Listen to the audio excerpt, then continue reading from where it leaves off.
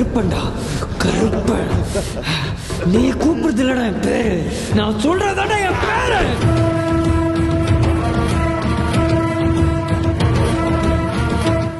V4 media நேயர்களுக்கு வணக்கம்.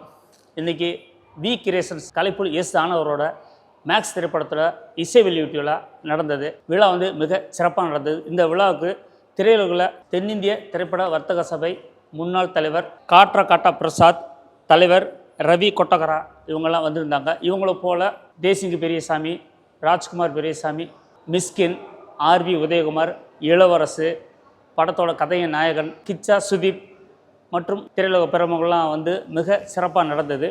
தானு sir இந்த படத்தை தயாரிச்சிருக்காரு. தமிழ் சினிமாவில் தவிர்க்க முடியாத தயாரிப்பாளராக தானு சார் இருக்கார். அவரோட படங்கள் ஒவ்வொரு படைப்பும் மிகப்பெரிய வெற்றியை கொடுத்துருக்கு. அதை போல் இந்த மேக்ஸ் படமும் மிகப்பெரிய வெற்றி படம் அப்படிங்கிறதுல மாற்றுக்கருத்தில் ட்ரெய்லர் பார்க்கும்போது மிக மிக மிரட்டலாக இருந்தது. பாடல்களும் ரொம்ப நல்லா இருந்தது. தொடர்ந்து விழாவில் கலந்துக்கிட்ட முக்கியஸ்தர்கள் பேசின பேச்சு தொடர்ந்து வருது. பார்த்துட்டு லைக் பண்ணுங்கள். இந்த விழாவிற்கு வருகை தந்திருக்கும் அனைத்து மரியாதைக்குரிய மேன்மக்கள் அனைவருக்கும் வணக்கமும் நன்றியும். And Mysskin sir and Rajkumar sir எல்லாருக்கும் வணக்கம். மற்றும் பத்திரிகையாளர்கள், மீடியா நண்பர்களுக்கும் வணக்கம். இந்த மேடையில் நான் இப்போ நிற்கிறேன்னா அதுக்கு முதல் காரணம் கலைப்புலி எஸ் தானு சார். அவர்கிட்ட நான் போய் கதை சொன்னேன். கதை சொன்ன உடனே ஒன் டைம் தான் கதை சொன்னேன். சொன்ன உடனே அவர் சுதீப் சார்கிட்ட அனுப்பிச்சாரு. சுதீப் சாரும் ஒரு தடவை தான் கதை கேட்டார். நான் இந்த மேடையில் இருக்கிறதுக்கு இவங்க 2 பேர் தான் ரொம்ப முக்கியமான காரணம். அவங்களுக்கு என்னுடைய நன்றி. அதுக்கப்புறம் இந்த மேக்ஸ் மிக சிறந்த ஒரு படமாக வர்றதுக்கும் அவங்க 2 பேர் தான் காரணம். ஏன்னா அவங்க 2 பேரும் மிகப்பெரிய லெஜெண்டு. அவங்க எனக்கு ரொம்ப சப்போர்ட்டாக இருந்தாங்க எல்லா விஷயத்துலையுமே. ரொம்ப அன்பா, ஏதாவது பிரச்சனைனா இப்படி பண்ணியா அப்படின்னு தானு சார் சொல்லுவார். சுதீப் சார் அப்படி தான் சொல்லுவார் ஸ்பாட்டில். அதனாலதான் இந்த படம் மிக சிறந்த ஒரு படமாக வந்திருக்கு. அது இல்லாமல் என்னுடைய team, director team and Ajaneesh Loknath music director, cameraman Shekar Chandru, art director and Sobi master thank you master. அதுக்கப்புறம் எடிட்டர் கணேஷ், அவர் என் கூட சேர்ந்து நிறைய ஒர்க் பண்ணிட்டு இருக்கோம். அந்த 4-5 டேஸாக என்னுடைய அசிஸ்டன்ட் டைரக்டர் மாதிரி அவர் ஒர்க் பண்ணிட்டு இருக்காரு. அவருக்கு என்னுடைய நன்றி. அது இல்லாமல் இளவரசர் சார் மற்றும் அனைத்து நடிகர்களுக்கும் என்னுடைய நன்றி. மேலும் நான் சோழ்ந்து போறப்பெல்லாம் ரயிலின் கடைசி பெட்டியும் ஊர் போய் சேரும்னு சொல்லுவாங்க. அதை என்னுடைய மனைவியும் என்னுடைய மகளும் சொல்லி எனக்கு இந்த இடத்துக்கு கொண்டு நிறுத்திருக்காங்க. அவங்களுக்கும் என் நன்றி. தானு சாருக்கு என் வாழ்நாள் நன்றி. தேங்க்யூ. ஒரு ரொம்ப வருஷத்துக்கு முந்தைய, ஒரு 12 வருஷத்துக்கு முந்தைய, 10 வருஷம் இருக்குன்னு நினைக்கிறேன், நான் ஒரு கதையை போய் நான் தானு சார்கிட்ட சொன்னேன். சொன்ன உடனே தானு சாருக்கு அந்த கதை பிடிக்கல. தம்பி இந்த கதை என்னால் பண்ண முடியாது அப்படின்னாரு. அந்த படம் தான் நந்தலலா. ஒரு 10 வருஷத்துக்கு அப்புறம் தானு சாரை திரும்பி மீட் பண்ணி பேசும்போது நம்ம ஒரு படம் பண்ணலாம் தம்பி அப்படின்னாரு. அப்போ நான் கதையை சொல்லலை அவருக்கு. ஆக்சுவலாக இல்லை சார், நான் 10 வருஷத்துக்கு முந்தைய ஒரு கதை சொன்னேன். அந்த கதை உங்களுக்கு ஏன் பிடிக்கலன்னு எனக்கு தெரியும். ஏன்னா 10 வருஷத்தில் நான் புரிஞ்சுக்கிட்ட ஒரு விஷயம் யார்கிட்ட போய் என்ன மாதிரி கதை சொல்லணுன்றதை புரிஞ்சுக்கிட்டேன். அது ஒரு சின்ன எவல்யூஷன். அது ஆங்கிலத்தில் பிச்சிங்னு சொல்லுவாங்க. நான் பிச் பண்ணது ரைட்டான கதை இல்லை சார் உங்கள்கிட்ட அப்படின்னு சொன்னேன். இந்த கதையை அவர் கடைசி வரைக்கும் இன்றைக்கி வரைக்கும் அவர் கேட்கவே இல்லை. விஜய் சேதுபதி மட்டும்தான் சொன்னேன். நான் எப்பொழுதுமே தானு சாரை நான் உயரமாகவே பார்த்து கொண்டிருக்கிறேன். நான் சினிமா சேர்றதுக்கு முந்தி அவருடைய படங்களுடைய போஸ்டர், அவர் எப்பயுமே ஒரு தமிழ் சினிமாவின்னு ஒரு மிக மிக ஒரு ஈஸ்தட்டிக் சென்சிபிளோடு இருக்கிற ஒரு ப்ரொடியூசர். ஒரு நாளைக்கு 2 தடவை என்னுடைய ஆஃபீஸ்க்கு வருவார். நான் என்னை வரவே அலோவ் பண்ண மாட்டேன். நான் வரேன் சார் ஆஃபீஸ்க்கு அப்படின்னா, இல்லை தம்பி நான் வரேன். காலையில் ஆஃபீஸ்லேருந்து என்னை பார்த்துட்டு அப்புறம் நைட்டு பார்த்துட்டு போவார். நான் இத்தனை படங்கள் 27 வருஷம் நான் சினிமாவில் இருக்கேன். 18 வருஷம் நான் டைரக்டராக பண்ணி புரிஞ்சிருக்கேன். தானு சார் மாதிரி எனக்கு ஒரு சுதந்திரம் கொடுத்த ஒரு ப்ரொடியூசரை நான் பார்த்ததே இல்லை. ஏன்னா அவர் ஒரு படத்தை அவர் எப்படி எடுக்கிறாருன்னா, இந்த படத்தை பற்றி மேக்ஸை பற்றி சொல்லும்போது, தம்பி ஒரு கதை ஒரு பையன் சொன்னான் தம்பி, அது ரொம்ப நல்லா இருந்துச்சு பாருங்க. He always dreams about stories. அவருடைய இன்டர்வென்ஷனும் பார்த்தீங்கன்னா ஒரு கிரியேட்டிவ் இன்டர்வென்ஷன் தான் இருக்கும். யூஸ்வலாக ஒரு டேரக்டர் அப்படின்னா ஒரு ஒரு ஒரு படி வந்த பிறகு வந்து we unknowingly will become arrogant. We never listen to some people's counsels. But நான் சின்ன வயசு ஃபஸ்ட்டு படத்தில் வந்து அப்படி கிடையாது. என்னுடைய அசிஸ்டன்ட் டேரக்டர் தான் என்னுடைய முதல் கவுன்சில்ஸ், என்னுடைய ஜட்ஜ்மெண்ட்ஸ் எல்லாமே அவங்க தான் கொடுப்பாங்க. அதுக்கப்புறம் என்னுடைய ஒரு 11 நண்பர்கள் இருக்காங்க உலகளாவி. ஸோ நான் ஸ்கிரிப்ட் எழுதி முடித்தவொன்னு ஒரு 11 நண்பர்களுக்கு வந்து நான் வந்து ஸ்கிரிப்டை வந்து மெயில் பண்ணுவேன். அவங்க படிச்சுட்டு வந்து சொல்லுவாங்க. ஆக்சுவலாக எனக்கு இந்த படம் ரொம்ப வித்தியாசமாச்சு. நான் ஒர்க் பண்ணுற ட்ரெயின் படம் வந்து நான் எல்லாமே தானு சார்ட்ட சொல்லுவேன். ஏன்னா ஒரு ஒரு நான் வந்து ஒரு இயக்குனராக மட்டுமே ஒரு ஒரு 50 லென்ஸில் போட்டுட்டு நான் I'm seeing my world and my world. But ஒரு ப்ரொடியூசராக வந்து அவங்க வந்து sometimes they wear long lens, sometimes they wear 24 lens, ரொம்ப அகலமாக பார்க்குறாங்க. நான் நேற்று தானு சார்ட்ட வந்து நான் சொன்னேன். ஆக்சுவலாக வந்து ஒரு படத்தை வந்து 3 விதமாக பார்க்கலாம் சார். ஃபஸ்ட்டு வந்து வியாபாரமாக பார்க்கலாம், இரண்டாவது வந்து அதுக்குள்ள இருக்க டெக்னிக்காலிட்டிஸ், மூணாவது வந்து அதோடைய கலைத்தன்மை. சில நேரங்களில் வந்து கலைத்தன்மை முன்னாலும் டெக்னிக்காலிட்டிஸ் மிடில்லையும் வியாபாரம் வந்து மூணாவது ஆயிடுது. ஆனால் இன்னைக்கு ஒரு சினிமா அப்படின்றது ரொம்ப ரொம்ப ஒரு காம்படிட்டிவான ஒரு எக்ஸ்ட்ராடினரி இண்டஸ்ட்ரி. பட் ஆனால் ரொம்ப காம்படிஷன். ஸோ அதை நிறுத்தி வெளியே கொண்டு வந்து சேர்க்கறதுக்கு வந்து ஒரு ப்ரொடியூசர் படுற கஷ்டம் நான் கற்றுக்கிட்டேன், நான் பார்த்துக்கிட்டேன். ஸோ இப்போ நான் என்ன பண்ணியிருக்கேன், அந்த ஷிஃப்ட்டை வந்து ஃபஸ்ட்டு ஒரு படம் வந்து அந்த படம் வந்து அந்த போட்ட காசை அவங்களுக்கு வந்து கொண்டாந்து கொடுக்கணும். ஒரு சின்ன லாபமாவது அவங்களுக்கு ஈட்டி கொடுக்கணும். பெரிய லாபம் ஈட்டணும், சின்ன லாபமாவது ஈட்டி கொடுக்கணும். அதுக்கப்புறம் அவருடைய டெக்னிக்காலிட்டிஸ், அதுக்கப்புறம் தான் அவருடைய கலைத்தன்மை. அந்த கலைத்தன்மையை வந்து ஒரு நல்ல டைரக்டர் வந்து சப்டெக்ஸ்டாக வச்சு ஈ கேன் அச்சீவ் தட். நான் எதுக்கு இது சொல்கிறேன்னா, ஒவ்வொரு நாளும் தானு சார்ட்ட வந்து சில விஷயங்கள் நிறைய பேர் என்னை பற்றி சொல்லுவாங்க, நிறைய அரகண்டான டேரக்டர்னு. அஃப்கோர்ஸ் ஐ ஆம் in my own way to stick to my creative freedom. இப்போ தானு சார்ட்ட வரும்போது வந்து ஒரு தந்தை போல் என்னால் அவர்கிட்ட ஷேர் பண்ண முடியுது. ஒரு மகன் போல் அவருடைய எக்ஸ்பீரியன்ஸை அவர் கொடுக்க முடியுது. அப்படி தான் வெற்றி மாட்டே நடந்துக்கிறாரு, எல்லாத்தையுமே நடந்துக்கிறார். முதல் ஷோ காலையில் ரிலீஸ் ஆகுது இந்த நேரத்து வெற்றிமாறனுக்கு. முதல் தடவை காலையில் ஷோ போட்டுட்டு போயிட்டு அவர் போய் ஒரு பொக்கே கொடுக்குறாரு. So he always follows. இந்த மாதிரி ஒரு சுறுசுறுப்பாக தானு சாருக்கு என்ன வயசுன்னு எனக்கு தெரியல, ஐ திங்க் 22 வயசுன்னு நினைக்கிறேன். ஆக்சுவலாக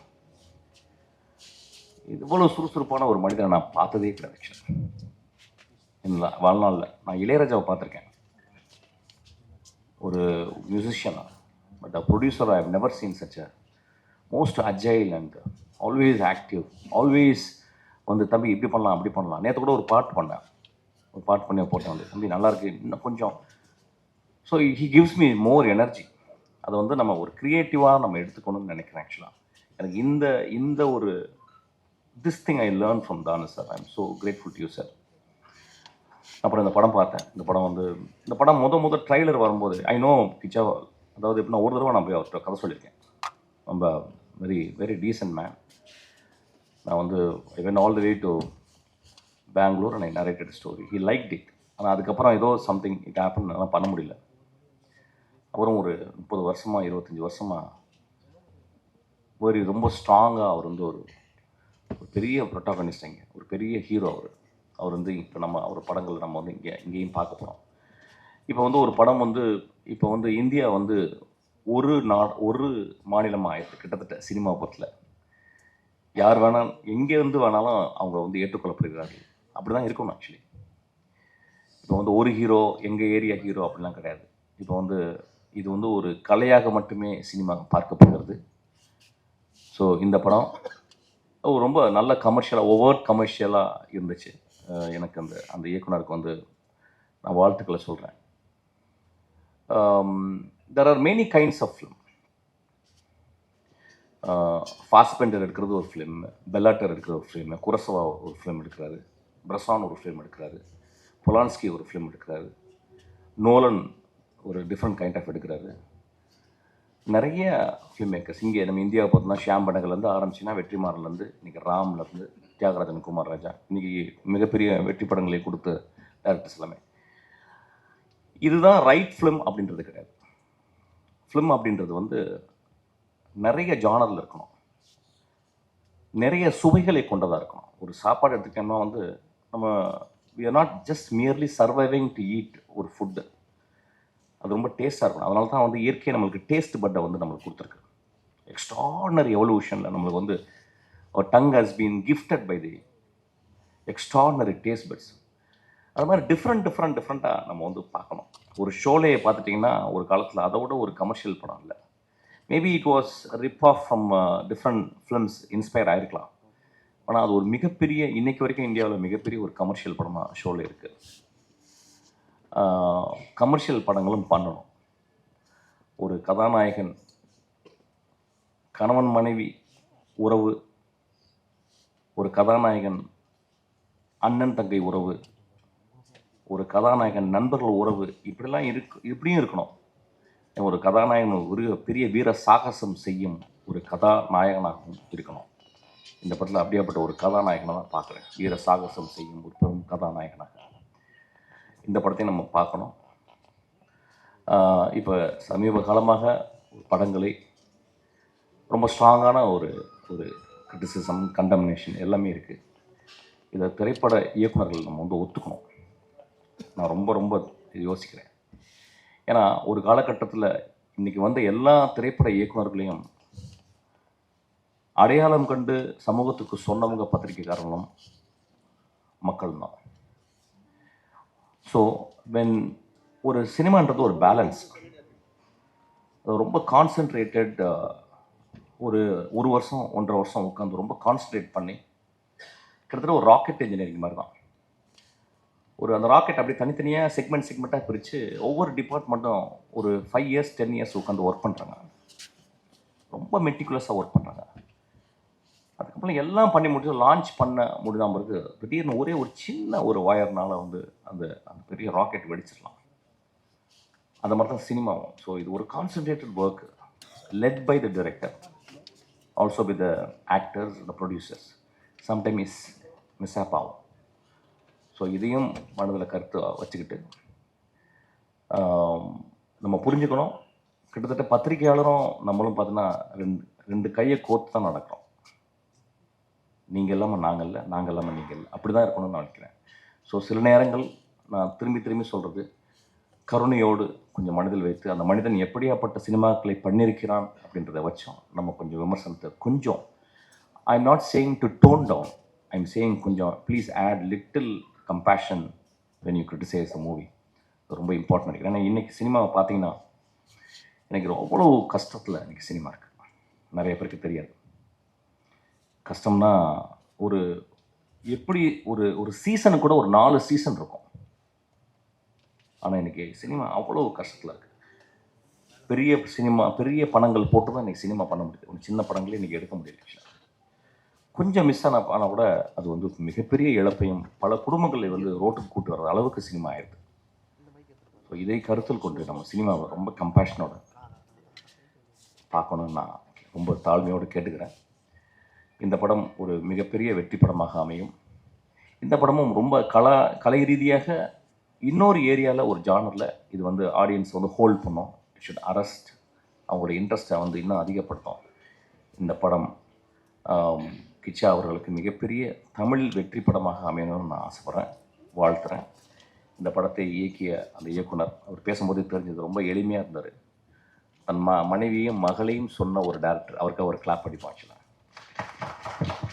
அதுதான் முக்கியம் வாழ்க்கையில்.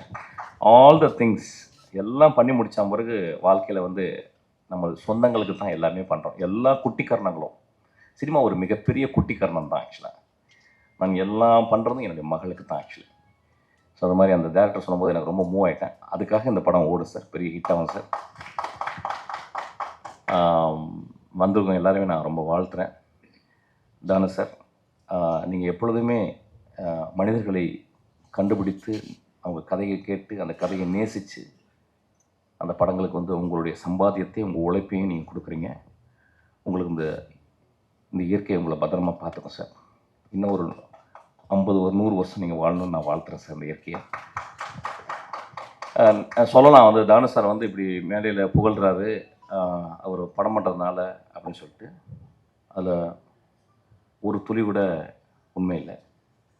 நான் ஏற்கனவே அதான் சொல்லி ஆரம்பித்தேன். தானு சார் என் படத்தை பிடிக்கலன்னு சொல்லி வந்தார். இன்றைக்கும் அந்த படத்தினுடைய கதையை நான் அவர் சொல்லவே இல்லை. ஏதோ என்னுடைய படங்கள் வந்த விதங்களை பார்த்து எனக்கு ரொம்ப நேசித்து அவர் இந்த படத்தை கொடுத்துருக்காரு. இந்த படமும் ஒரு I don't say it's a great film, it's a very humble film, very form wise நான் நிறைய விஷயங்கள் ட்ரை பண்ணியிருக்கேன். அதுக்காக எனக்கு அவ்வளோ ஒரு நாள் கூட எனக்கு வந்து அவர் சளைக்காமல் நான் கேட்ட பணத்தையும் நான் கேட்ட டெக்னீஷியனையும் அவர் கொடுத்துக்கிட்டே இருக்கார். ஆக்சுவலாக I feel very proud to work under Thanu sir. நான் எப்பொழுதுமே நீங்கள் கூப்பிடும்போதும் உங்களுக்காக நான் படம் பண்ணுவேன் சார்.